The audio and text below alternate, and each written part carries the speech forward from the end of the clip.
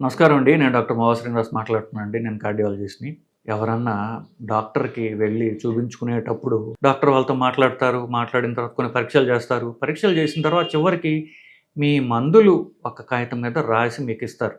దాన్ని ప్రిస్క్రిప్షన్ అంటారు. ఇంగ్లీష్ పదమే అనుకోండి. కానీ చివరికి మీకు ఇక వేసుకోవాల్సిన మందులు, మీ ప్రాబ్లమ్ ఏంటి అని ఒక మందులంతా ఒక చీటీ మీద రాసిస్తారు. పూర్వకాలంలో చీటీ మీద రాసేవాళ్ళు. ఇప్పుడు ఆఫ్‌కోర్స్ దాని గురించి రకరకాల సాఫ్ట్‌వేర్ ప్రోగ్రామ్స్ వచ్చాయి. అవి కొంచెం బాగున్నాయి నిజానికి. అవి నేను కూడా కొంతకాలం ట్రై చేయడం కుదిరింది. కానీ ప్రాబ్లమ్ ఎక్కడొస్తుందంటే అది టైపింగ్. ఎక్కువ మంది పేషెంట్లు చూసేటప్పుడు టైపింగ్ చేయడానికి కొంచెం కష్టంగా ఉంటుంది. సో, ఇవాళ మనం మాట్లాడబోయే అంశం ఫైనల్లీ ఇప్పుడేంటంటే ప్రిస్క్రిప్షన్ గురించి మాట్లాడదాం. సో, మీకు డాక్టర్ రాసిచ్చే మందుల చీటీ గురించి. ఇప్పుడు దాంట్లో ఒక డాక్టర్ రాసినటువంటి మందుల చీటీలో ఆయన ఇంగ్లీష్‌లో కామన్‌గా కొన్ని మందులు రాస్తారు. 1, 2, 3, 4 అని ఎన్ని మందులైతే అన్ని మందులు రాస్తారు. ఆ మందులు రాసిన తర్వాత ఆ మందులు ఏమి రాశారు డాక్టర్ అని పేషెంట్‌కి ఆయన డాక్టర్ చెప్పిన తర్వాత కూడా చాలామంది అంటే 185% నుండి 90% మందికి పూర్తి అవగాహన ఉండదు దాని మీద. తర్వాత మళ్ళీ ఇంకొక అసిస్టెంట్ రిసెప్షన్‌లో ఈ మందుల గురించి వాళ్ళకి ఎక్స్‌ప్లెయిన్ చేయడానికి అవసరం వస్తోంది. అంటే అర్థం ఏంటంటే, డాక్టరు పూర్తిగా ఈ ప్రిస్క్రిప్షన్ గురించి పేషెంట్‌తో కమ్యూనికేట్ చేయట్లేదు. లేతే ఇప్పుడు అర్థమైందా లేదా అని క్రాస్ చెక్ చేయడం లేదేమో. మనం రాసిన మందులు పూర్తిగా పేషెంట్‌కి అర్థమైందా లేదా?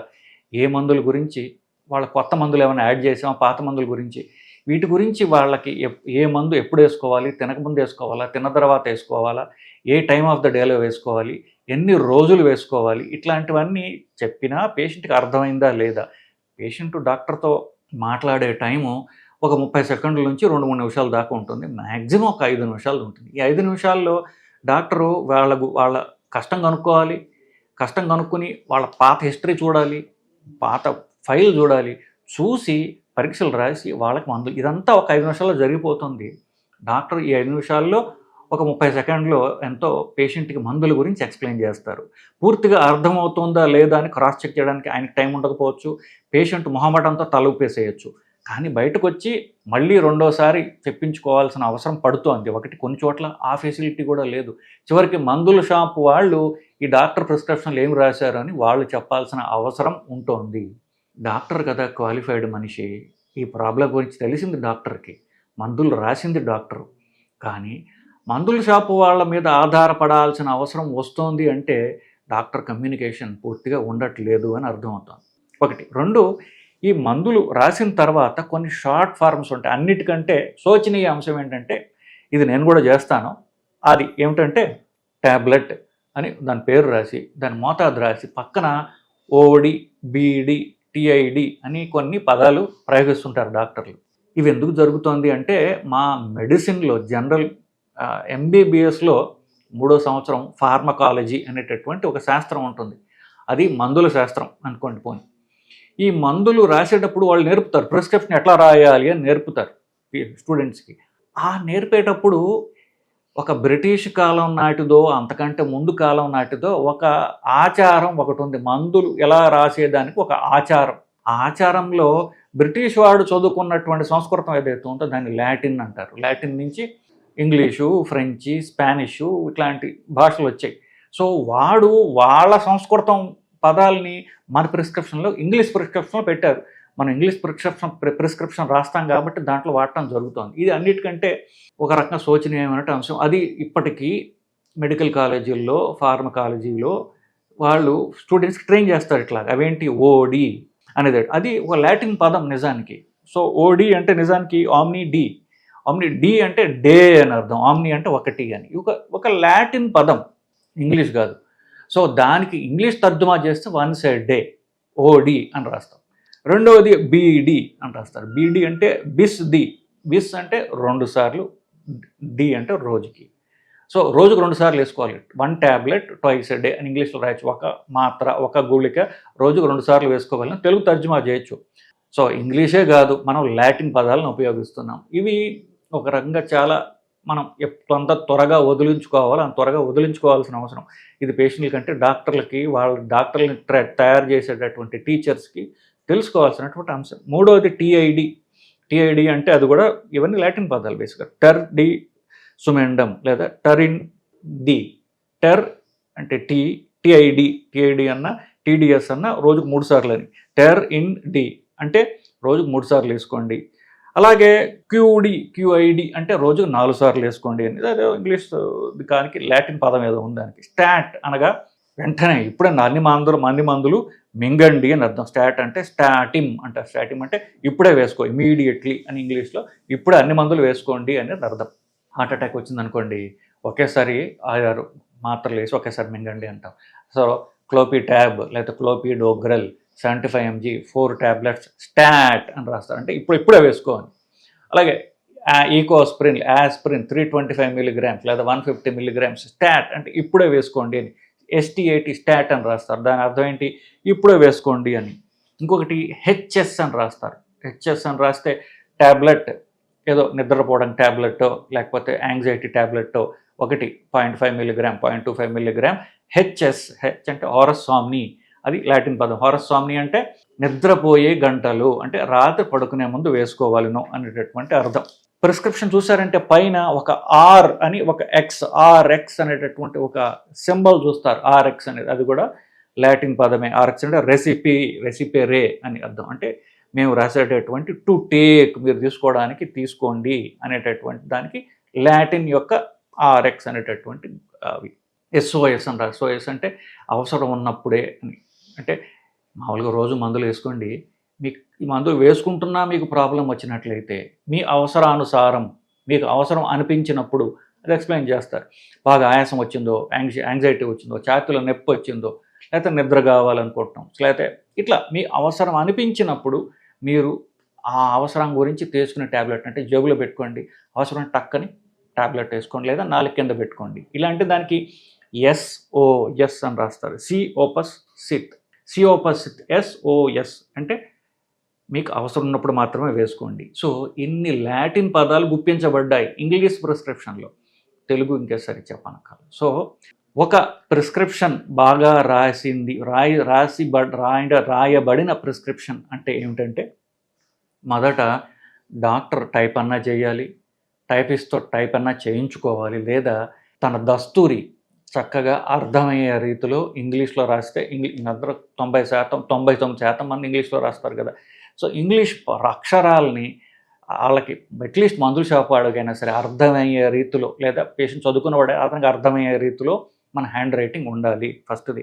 2 టెక్నికల్ పదాలు నేను చెప్పినట్టు OD, BD, TID, HS, స్టాట్లు ఇలా రాసినప్పుడు మీకు నాలాంటి వాడికి అలవాటు అయిపోయింది ఇన్నాళ్ళ నుంచి. ఎందుకు మాకు ట్రైన్ చేయబడ్డాం కాబట్టి.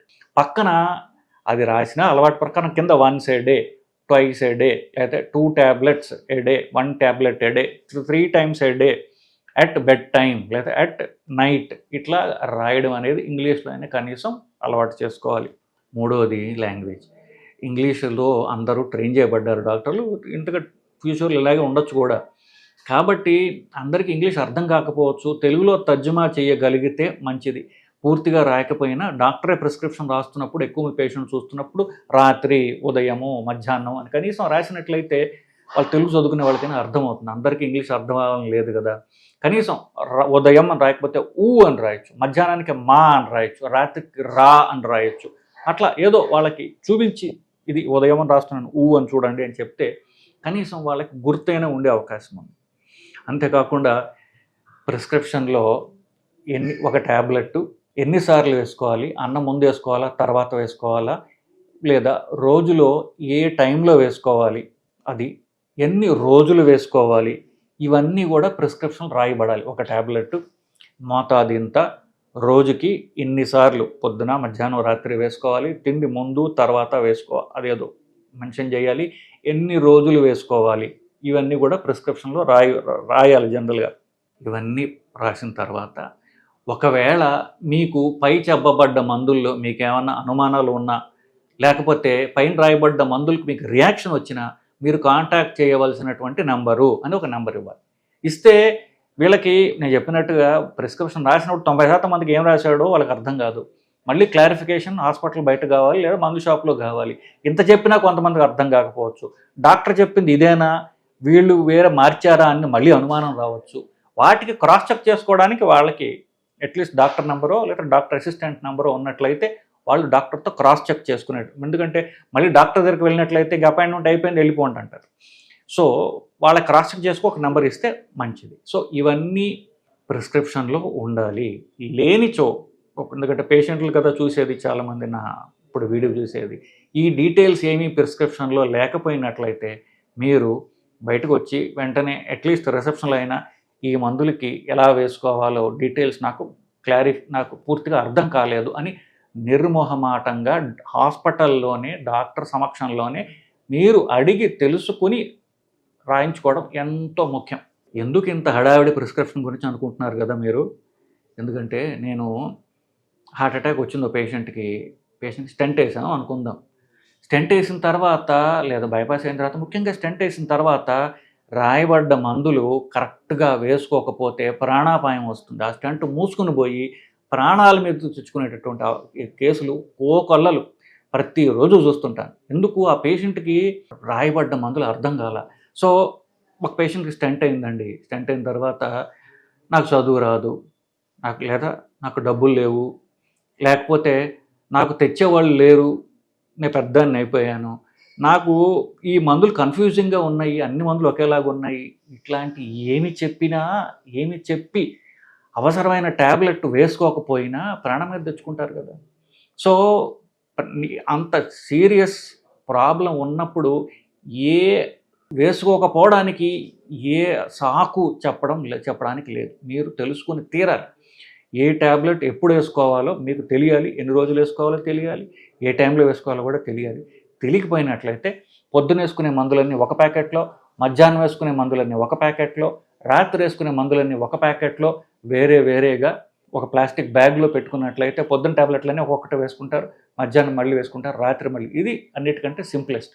అలా మీరు చేసుకోకపోతే ఇప్పుడు షుగర్ కానివ్వండి, బీపీ కానివ్వండి, గుండె మందులు కానివ్వండి, ఇవన్నీ కూడా చాలా డిసిప్లిన్డ్గా ప్రతిరోజు వేసుకోవాల్సిన మందులు. వేసుకోకపోతే తీవ్ర పరిణామాలు ఎదుర్కొనే ఉంటాయి. షుగర్కి మందులకి నేను నెల తర్వాత 3 నెలల తర్వాత రమ్మని ప్రతి నెలా నేను అడ్జస్ట్ చేయాల్సిందే. ఎందుకంటే మనం చెప్పింది వాళ్ళకి గుర్తున్న మందులు వేసుకోరు, వాళ్ళు ఏవో అనుకుంటారు, లేనిపోని భయాలు రియాక్షన్లు అనుకుని మందులు వేసుకోకపోతారు వాళ్ళు. సో షుగర్ మళ్ళీ పెరిగి ఉంటుంది. షుగర్ వల్ల స్టెంట్ పడుతుంది, హార్ట్ అటాక్ వస్తుంది, బైపాస్ అవుతుంది, కానీ షుగర్ కంట్రోల్లో ఉండదు. ఎందుకు? కమ్యూనికేషన్ డాక్టర్తో సరిగ్గా లేకపోవటం వల్ల. మీరు మందులు వేసుకోకపోతే షుగర్ పెరిగితే మళ్ళీ మీకు హార్ట్ అటాక్ రావచ్చు, కిడ్నీ చెడిపోవచ్చు, కంటి చూపు పోవచ్చు. ఇట్లాంటి ప్రాబ్లమ్స్ ఉన్నాయని పేషెంట్కి చెప్పలేకపోవటం వల్ల, పేషెంట్కి తెలియకపోవటం వల్ల, పేషెంట్కి అర్థం కాకపోవటం వల్ల ఇలాంటి ప్రమాదాలు జరుగుతున్నాయి. అంత ఇంపార్టెంట్ డాక్యుమెంట్ డాక్టర్ ప్రిస్క్రిప్షన్. దీని గురించి తెలుసుకోండి. డీటెయిల్స్ అన్నీ కూడా జాగ్రత్తగా అర్థం చేసుకోండి. తెలియకపోతే తిరిగి మీ డాక్టర్ని అడిగి దాన్ని పూర్తిగా తెలుసుకోవాల్సిన బాధ్యత రోగిదే. సో అది ఎందుకంటే ఫైనల్లీ ఆరోగ్యం కోసం వచ్చింది రోగి కాబట్టి పూర్తిగా అవగాహన. మీ డాక్టర్ చెప్పకపోతే మళ్ళీ అడగండి, తెలుసుకోండి. డాక్టర్ విసుక్కున్నా మీరు ఆగొద్దు, మళ్ళీ అడిగి పూర్తిగా అవగాహన వచ్చిన తర్వాత మాత్రమే మీరు హాస్పిటల్ నుంచి బయటకు వెళ్ళండి. ఇది ఈ వీడియో సారాంశం అండి. నమస్కారం.